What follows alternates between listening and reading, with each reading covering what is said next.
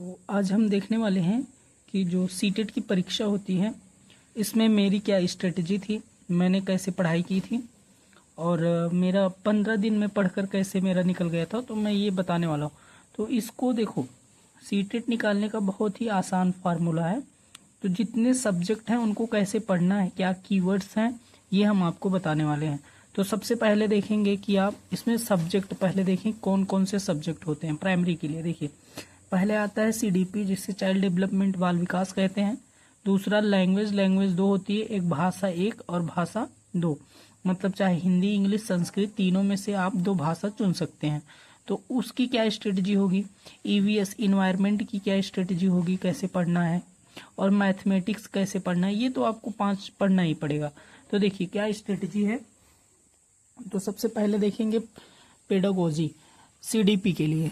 जो सीडीपी होती है इसकी पेडागोजी को समझने का क्या ट्रिक है। तो कहीं भी अगर आपको जैसे अगर जब आप इसको सॉल्व करने लगेंगे सीडीपी को, तो कुछ कीवर्ड्स होते हैं, उन कीवर्ड्स को हमेशा ध्यान देना है। जैसे जहां कभी भी समावेशी शिक्षा दिखे, इंक्लूसिव एजुकेशन, समझ लो ये हमेशा सही होता है। बाल केंद्रित शिक्षा, ये भी सही होगा।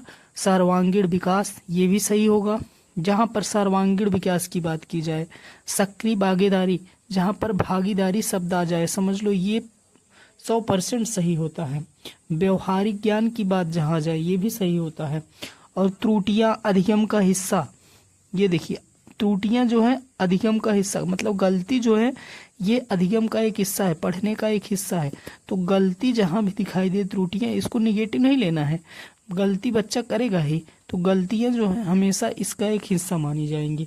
अब देखिए निगेटिव वर्ड्स में क्या है, निगेटिव में क्या करना है, कभी भी अगर रटने पर जोर दिया जाए तो समझ लो ये बिल्कुल गलत है, ये गलत है, रट्टा मारना, रोट लर्निंग जिसको कहते हैं इंग्लिश में। कंठस्थ करना, ये भी, मेमोराइजेशन जहां पर लिखा हो मेमोराइज, ये भी गलत है। दंड सजा, बच्चों को कभी सजा और दंड नहीं देना है, ये भी एकदम गलत है। जहां पर भी ये दिखाई दे समझ लो पूरा गलत है। व्याख्यान, लेक्चर देना, अब छोटे बच्चों को लेक्चर देंगे तो ये पूरी तरह से गलत है, छोटे बच्चों को लेक्चर थोड़ी देना है।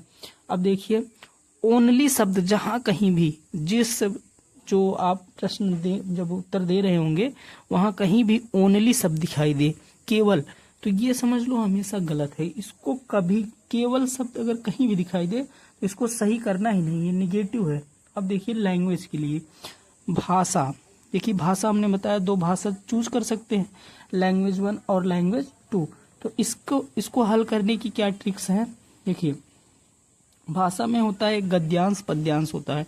तो गद्यांश, पद्यांश जो आप जानते हो, कहानी, कविता जो दिया होता है, तो उसको जब हल करते हैं पैसेज को पढ़ने पर, तो हम लोग क्या करते हैं, शुरू से पूरा पैसेज पढ़ने लगते हैं। तो हमको शुरू से पूरा पैसेज नहीं पढ़ना है, हमको उतना ही पढ़ना है जो जहां से हमारा शब्द क्लियर हो सके। देखिए समय नहीं बर्बाद करना है, क्वेश्चन को पूरा पढ़ने में समय नहीं। आपको क्या करना है, जैसे गांधी जी के बारे में अगर कहीं पूछा हो तो आप डायरेक्ट उस पैसेज में जाकर गांधी जी को ढूंढें, ये नहीं पूरा पैराग्राफ पढ़ें। अब देखिए व्याकरण को, क्या व्याकरण के प्रश्नों को इसका सबसे आसान ट्रिक है व्याकरण के प्रश्न के लिए क्या करना है, शब्द के मूल अर्थ और विलोम पर्यायवाची पर ध्यान दे। देखिए लैंग्वेज बहुत हार्ड नहीं है, इसमें इंग्लिश में भी आपको एंटोनिम्स सिनोनिम्स पढ़ना है, हिंदी रहेगा तो विलोम, तत्सम, तद्भव, ये सब चीजें बहुत नॉर्मली और सब ध्यान नहीं देना है। देखिए फिर देखिए भाषा शिक्षण, भाषा में जो फैक्ट पूछता है वो शब्द, विलोम, ये सब चीजें पूछेगा। और पेडागोजी तो हर सब्जेक्ट में पेडागोजी आती है।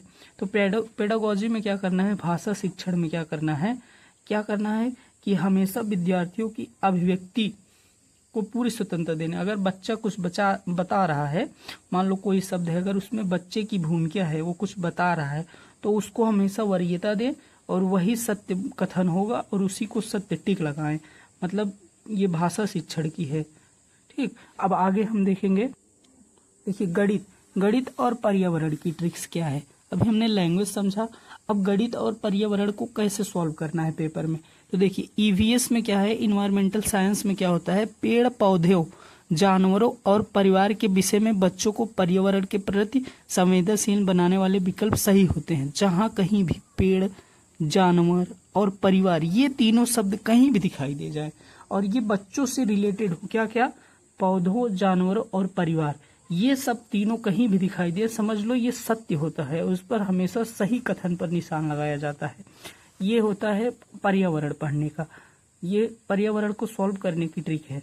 और मैथ्स में क्या करना है, पेडागोजी में गणित को अमूर्त से मूर्त की ओर, अमूर्त से मूर्त की ओर, मतलब कि जो चीजें नहीं जानते हो वहां से शुरू करो और जो जानते हो उससे रिलेट करो। जैसे देखिए अभी जोड़ना है, 2 + 2 क्या हो जाएगा, 4 हो जाएगा, तो 2 + 2 4 हो जाएगा। देखिए अब 2 + 2 4 हो गया ना, ये तो हम जानते नहीं थे कि 2 2 4 होता है। तो इसको देखो, पहले इसको मूर्त से अमूर्त को देखिए, ऐसे लाइन बनवाएंगे बच्चों से, 1 2 3 4, तब जोड़ेंगे, 1 2 3 4, तब जोड़ेंगे, तब 4 आएगा। तो मूर्त से अमूर्त की ओर जाना है, जो ना जानते हो, ये नहीं कि 2 2 4 डायरेक्ट हो जाएगा, 3 3 6, तो उनको पहले पुराने ज्ञान से रिलेट कराना है। देखिए अन्य महत्वपूर्ण नीतियां क्या हैं, सभी प्रश्न हल करें। देखिए 150 क्वेश्चन होता है, 150 क्वेश्चन होता है और इसको छोड़ना नहीं है, सभी करना है, क्योंकि इसमें क्या होता है, निगेटिव मार्किंग तो होती नहीं है, तो इसलिए हमको छोड़ना क्यों है, पूरा विकल्प करना है। और देखिए अब देखिए सबसे ज्यादा सही करने का ट्रिक है, मेन ट्रिक्स मेरा यही था। उसमें क्या होता है, आमतौर पर जिन विकल्पों की लंबाई बड़ी होती है, जो विकल्प जैसे बड़े दिखाई देते हैं, वे हमेशा क्या होते हैं, विस्तृत होते हैं, उनके सही होने की संभावना अधिक होती है। और समय प्रबंधन पर विशेष ध्यान दें। अब 150 क्वेश्चन है और 150 मिनट है, अब ये नहीं कि एक प्रश्न पर 2-3 मिनट लगा रहे हैं तो पूरा टच नहीं कर पाएंगे, तो इसलिए आपको क्या करना है, तो 150 प्रश्नों को करने के लिए 150 मिनट मिलते हैं। OMR का प्रैक्टिस करके जाएं, क्योंकि अब OMR आता है, पहले जो होता था CBT होता था, लेकिन अब जो है OMR से होने लगा है।